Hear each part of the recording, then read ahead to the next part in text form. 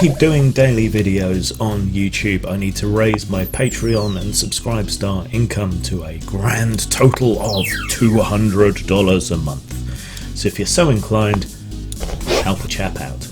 Zang.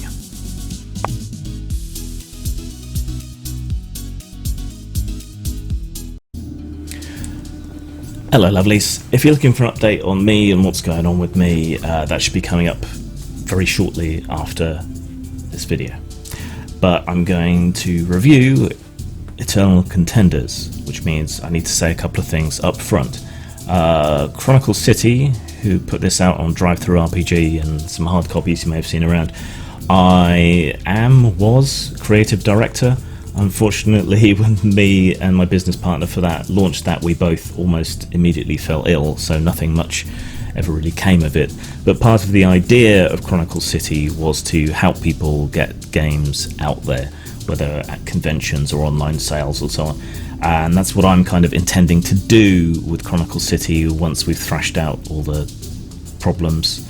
And I have a full handle on being in charge of that, so it'll be kind of an imprint of Postmortem Studios, but separated from me and all the controversies and problems that I seem to stir up in order to help other people get stuff out. So yeah, you can look forward to that in the near future. But the point is, I have a vested interest in the success of this game because we did the deals to put this out. So keep that in mind while I'm reviewing it. Not that I'm necessarily going to be hugely kind to the game, per se. So what is Eternal Contenders? It's a GMless group narration game about a band of duelists, gladiators, warriors, that sort of thing, who have rivalries with each other, fight with each other and with NPCs, and perform various tasks in and around their city, and even quests beyond the bounds of the city in order to build up their reputation. And once you've built up your reputation to a certain level, you win the game. And depending on the length of the game you want, that reputation goal, that renown goal, can be sort of low, moderate, or high. And that's pretty much it. GMless games aren't really GMless.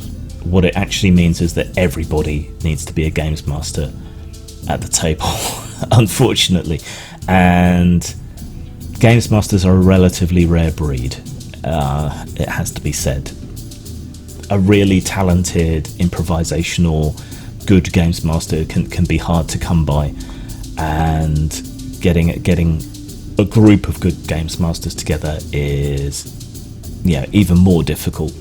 And when everybody is the games master, all it really takes is one person to not be a very good or a very fair games master, and everything immediately falls down, or the tone disappears, or whatever it is that you're trying to achieve becomes less likely the more narrators there are to the story. And this is a generic problem with a lot of GMless games and a lot of narrative buy-in games, where players can trade tokens to introduce a new plot element or whatever else it might be.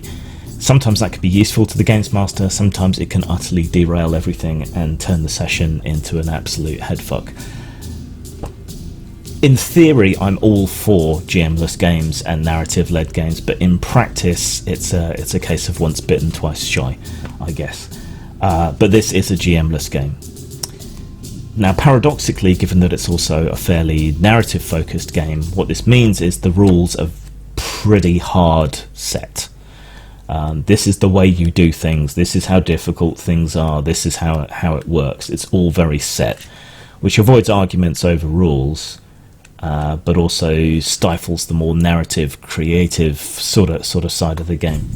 Your characters are defined by a series of basic statistics, which are all very much focused on the more mechanical and fight-oriented stuff. So you have a connection, which can be to a rival or to an aspect of the city or wherever it is that you live, like a sick sister who you're raising money for treatment for, that sort of thing. So you have wealth, renown, pain, which is both a good and bad thing. The more pain you have, the more pain you can inflict, but also the more pain you have. Hope, Those are the main stats for combat, which is very heavily centered in the game. You've got maneuver, guard, power, and stamina. Then your fighting technique can have various styles. It's pretty easy to expand, provided everyone agrees on what these various traits can do. And that's pretty much it.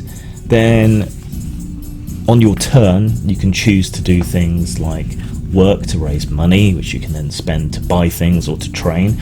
Training sessions, soothing your pain, working on your connection, getting into fights, brawls, or duels with other characters, going on quests later on, dealing with your pain, trading and purchasing stuff, all of that kind of thing. And it's all very set. In terms of rules, you basically compare one hand of cards against another. So you have a standard deck of cards. You draw a number of cards depending on your statistics and stuff that's relevant. Whatever's in opposition draws a certain number of cards determined by the rules or whatever. And whoever has the most, I think it's black cards, wins. So basically anything you've got that can go 50-50, dice, coin tosses, whatever, you can substitute in a pinch. The only complication is that jokers can have an effect. So you might want to bring in a separate joker dice or something that you can use to try and figure out whether that effect comes in, but you could get by with anything that rolls 50-50. Yeah, that's simple. That's easy enough. So the system's not particularly deep, but that also means that it doesn't particularly support the kind of stories and genre and so on that the game is going for. Yeah, there's no real synergy between the system and the story, what's being tried for here, unfortunately. But it is simple and it is very hard and fast, which helps prevent those kind of